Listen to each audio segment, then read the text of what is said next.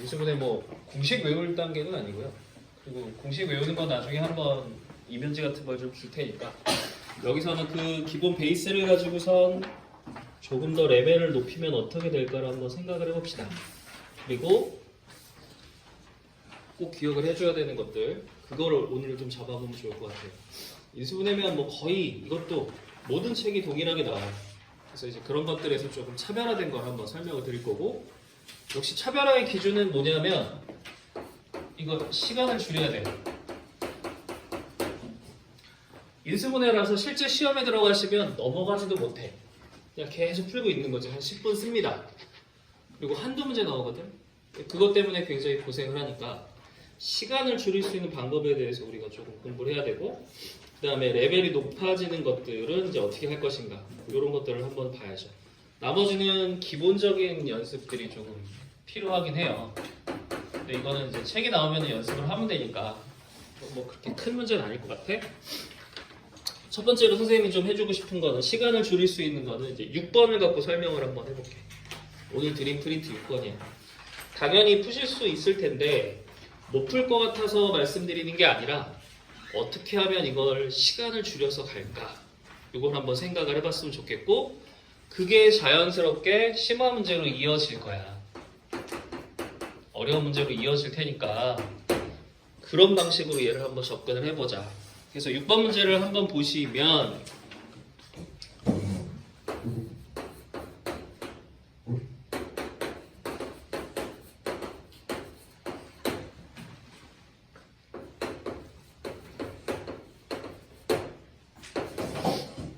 인수분해를 해야죠. 그렇죠? 인수분해를 한 이후에 우리가 뭔가를 좀 해볼 수 있는 문제이기도 해요. 어떻게 인수분해하죠? 시작 어떻게 합니까 이거? 어떻게 하죠? 내림차순하죠. 그래서 인수분해를 가입표를 같은 거를 써서 인수분해를 하잖아요. 그죠? 근데 여기는 그렇게 하지 않고 그냥 얘를 진행을 해보겠습니다. 이 친구 세아이 이거 인수분해 어떻게 해요? 2하고 1이고 3하고 1일 텐데 3을 배치를 이렇게 하죠. 여기 y, 여기 y, 여기 x. 그지? 가입표를 쓸 텐데 가운데 5xy가 나와야 되니까 마이너스가 여기 붙을 거야. 너무나 잘 아는, 그지? 별로 이거 언급하고 싶지 않은. 그럼 여기서는 이 친구를 앞에 AI를 먼저 인수분해를 해서 세로로 써주면 어떻겠냐는 거야. 바로 그냥 내림차순 같은 거 안 하고 내림차순 안 하고 요 세아이 인수분해가 되면 우리가 알 수 있으니까 바로 이렇게 진행을 하자. 세로로 쓸게요. 그 다음에 뒤쪽에 2라는 녀석을 배치를 잘해서 크게 가입표를 생각을 하겠지. 그때 이 친구가 나올 수 있게 한번 해보자는 거예요. 2를 잘 배치해서 저게 큰 숫자가 좀 기준이 되겠죠. 마이너스 5y가 나오려면 2랑 2를 어떻게 배치하면 좋을까요? 마이너스 5y예요. 2랑 2를 이렇게 2를 배치하고 이렇게 2를 배치하면 마이너스 2y죠? 그럼 이거 마이너스 3y가 되면은 마이너스 5y 맞죠? 곱하면 마이너스 2도 맞고요. 확인할 거는 3x가 되는지 확인하면 되는데 3x도 나오죠? 네, 인수분해 끝났어요. 그래서 이렇게 닫아버리면 인수분해 돼요. 그렇죠? 뭐 내림차순 정리하실 것도 지금은 없어. 이건 모양이 되게 이쁜 구조야. 앞에 3개를 먼저 인수분해 가입표하고 요거 가입표하고 세로로 씁니다. 그 다음에 이 친구를 배치를 잘해서 네가 나오게끔 해서 문자를 좀 만들 겁니다. 그럼 이게 풀려요. 그럼 6번 같은 경우에는 첫 번째는 어떤 걸 말하는 거니?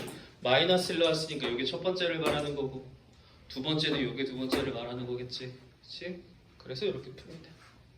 이거 하나 기억해 주세요. 계산을 좀 쉽게 하는 거예요. 빨리. 그래서 6번에서 나오는 이 첫 번째 문제를 하나 기억을 해 주셔야 될 것 같다. 그 다음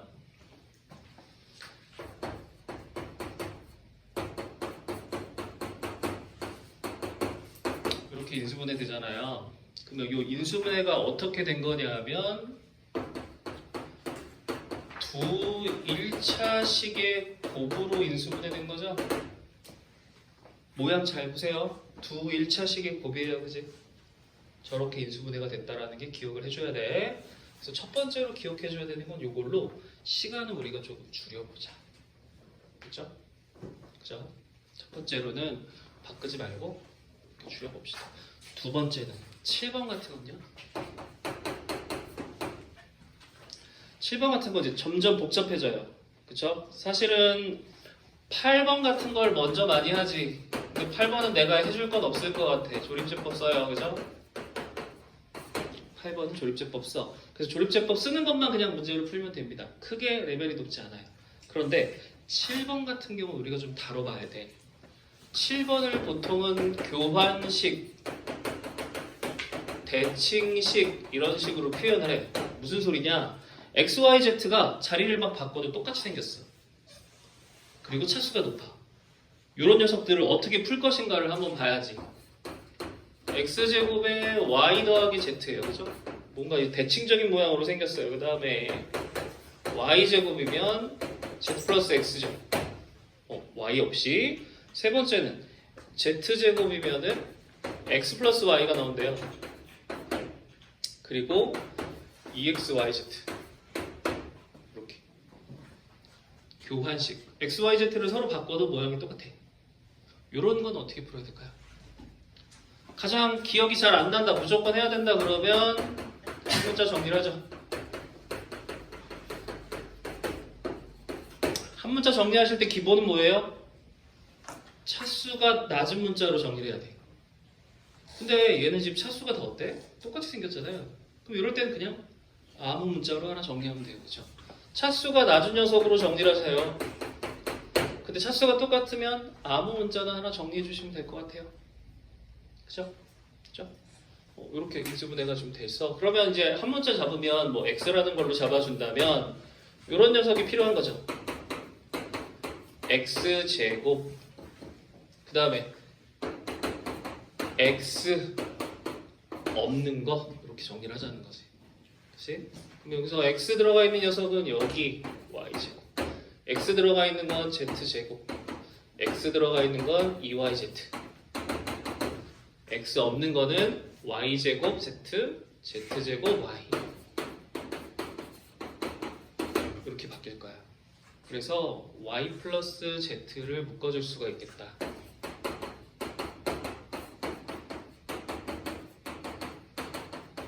그 다음 yz.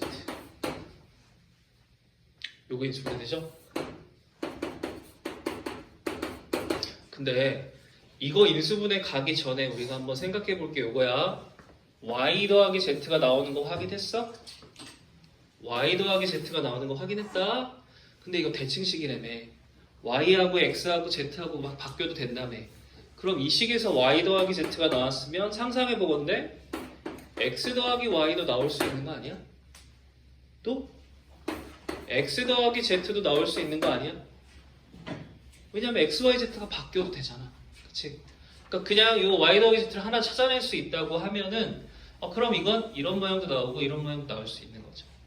실제로 이거 정리하면 이렇게 나와요. 그래서 이 대칭식이나 교환식 같은 녀석은 뭐 하나 찾아내면 y 더하기 z가 나오면 x 더하기 y도 나올 수 있는 거 아니야? 라고 의심해 볼 수 있다는 거지. 그래서 인수분해를 찾아낼 때 꽤 유용하게 사용할 수 있다. 이런 것도 하나 기억을 해줍시다.